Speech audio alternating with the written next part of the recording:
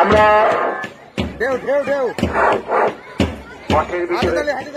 স্টেজের সামনে প্রবাহমান নদী এক ঢেউ অতিবাহিত হচ্ছে মনোরম দৃশ্য। বাংলার প্রাকৃতিক সৌন্দর্য শুরু করা হয়েছে ঢেউয়ের ভিতরে। বাংলাদেশের ভিতর দিয়ে বয়ে গেছে প্রায় 200টির বেশি নদী।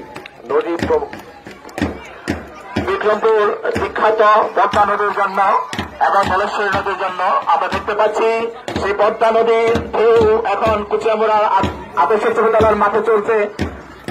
আদর্শ বিশ্ববিদ্যালয়ের ক্ষুদ্র শিক্ষার্থীদের অংশগ্রহণে অত্যন্ত সুন্দর ও মনোরম এই ডিসপ্লেটি যারা নেতৃত্ব দিয়েছেন আমি তাদেরকে অভিনন্দন জানাচ্ছি।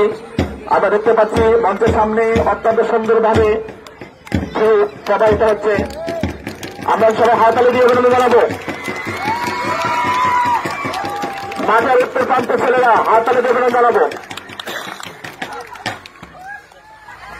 Thank you.